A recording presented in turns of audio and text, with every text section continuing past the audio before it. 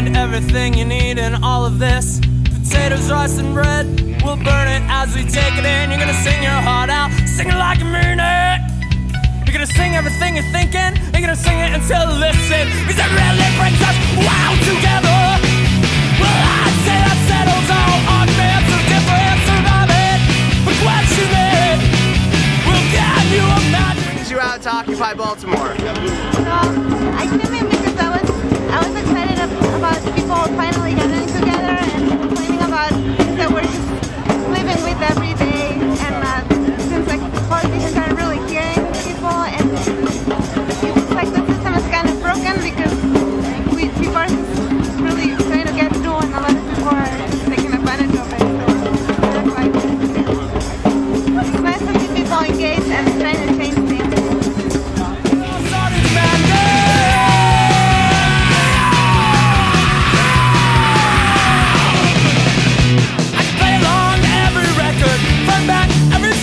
So what brings you out to Occupy Baltimore? I'm about change, because right now Baltimore City has a big thing where a lot of the African American males are going to jail for useless things, you know, and right now the younger males are going to jail, and they're about to build a new juvenile detention center. I'd rather see that money filtered over into education, because the recreation center, the pools and everything are being shut down. There's nothing for the kids to do. If you give the kids something to do, they'll be less likely to go to jail. If they're less likely to go to jail, they will break that cycle of in and out of jail, in and out of jail. And when you break a cycle, you'll have productive people. And also, our kids are dumb. You take the computer away from them, they know jack.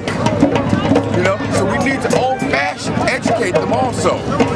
Anytime you can take a computer to the SAT or to a math test and you can't tell the time by the hands on the clock, our kids are dumb. And that's what I've been running since I've been a volunteer at a school system at one time.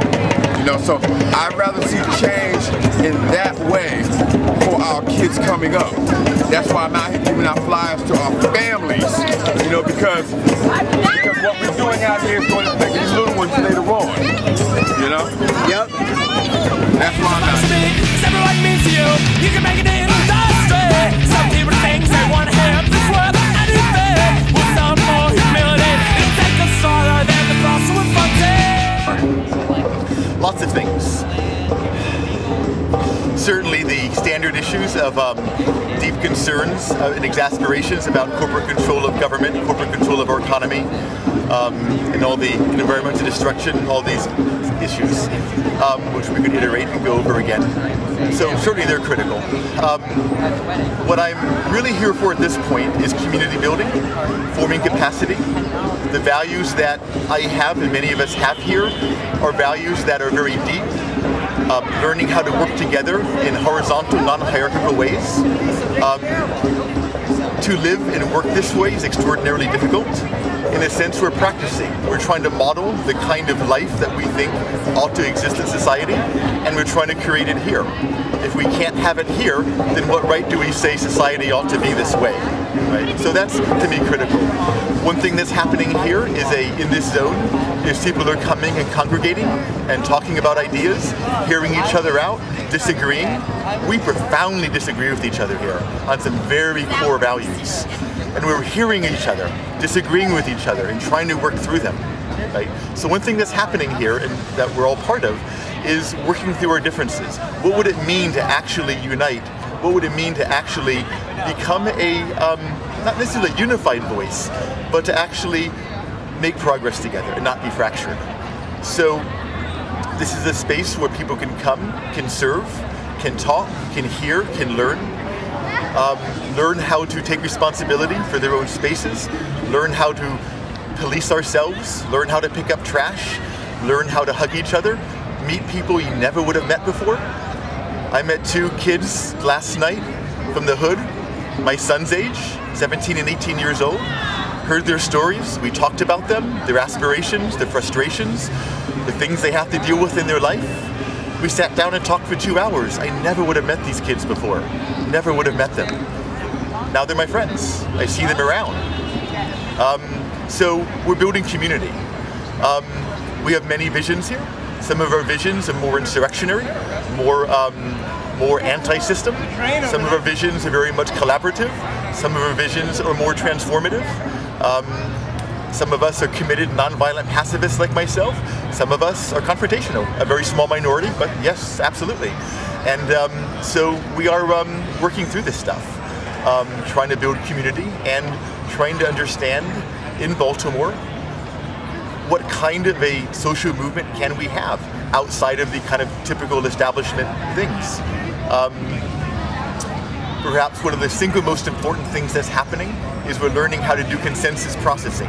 Right, right. Okay, so this is one of the single hardest things human beings can do, is a group of diverse people coming together, making decisions horizontally without authority.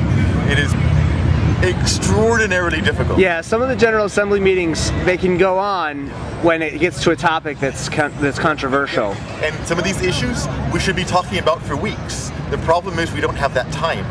So if we're still here in 2 weeks, these issues will have been sorted out, and then we can go on to other issues. But right now we're in this intense period of beginning, and all these extraordinarily important questions of value have to be settled very quickly. We have to decide whether we're getting a permit.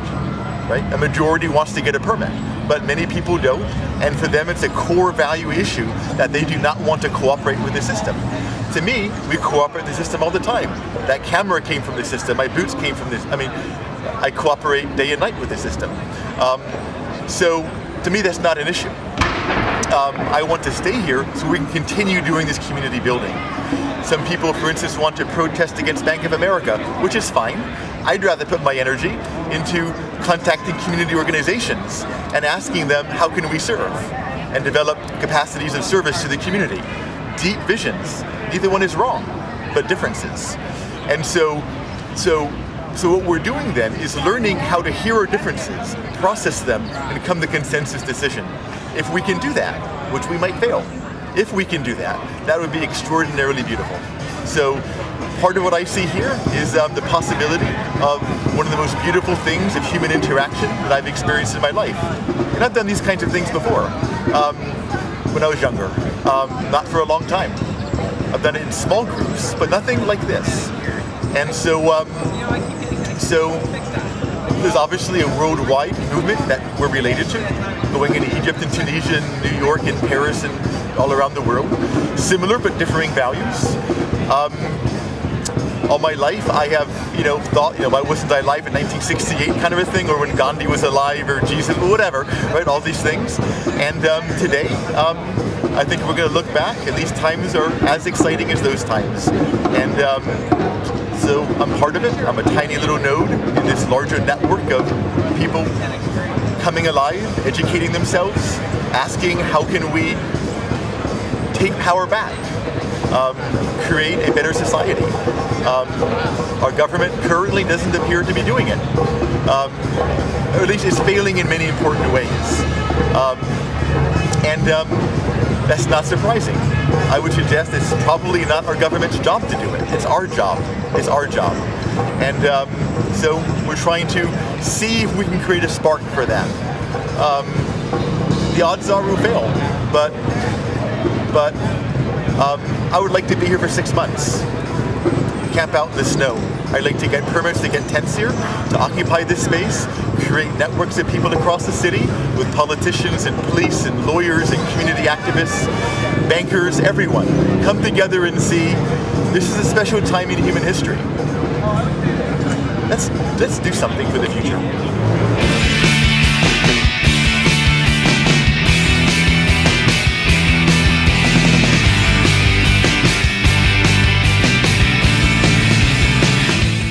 You out to Occupy Baltimore? Well, I've been following the whole occupation of Wall Street since it first started happening. I was looking on Global Revolution, and when it's decided to come to Baltimore, I thought that it's important for to show a little solidarity to obviously a big, major issue that's worldwide. I mean, there are certain things that are happening that are to the detriment of 99% of the people on the planet. Not just talking about us in the United States, but worldwide. You know, there's no reason why all the money is being held by a few people, and yet people are dying of starvation. People can't get medical help. I mean, we need to really figure out how we can help not just ourselves, but the rest of the world, and that's why I'm here. Let's Occupy Baltimore. Well, my name is Jeff. I'm from Baltimore. I grew up here. I remember what the city was like when I was a kid. It was a great, beautiful city. It seemed like there was a lot more prosperity then. And also, I have a strong opinion regarding our banking and financial system. I feel like our financial system in the past 100 years, basically since the foundation of the Federal Reserve, is just a way to siphon money from the 99% to the 1%. It's done in many ways, but it's apparent everywhere. There's no jobs here. There's no hope here anymore. So I came down here to just show my support, you know, to be here and you know, be one person in this group that's occupying the square, to hold this area, to say we're here, and to push out this multi-pronged message of, you know, we're here to take back what is basically rightfully ours as a society, as a culture. So that's why I'm here, and I want to see this movement succeed. So that's what brought me in. Thank you. Let's Occupy Baltimore. Well, I think like most of the people here, and probably a good number of the people in the city here, times are tough right now. I've been laid off, found another job, which is not nearly as good as the job that I had previous to it.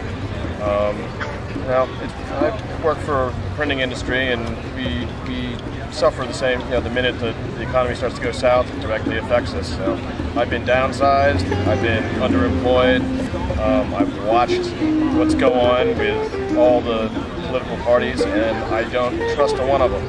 And this kind of gives me, I guess, a little bit of a forum to vent. That's what I'm doing.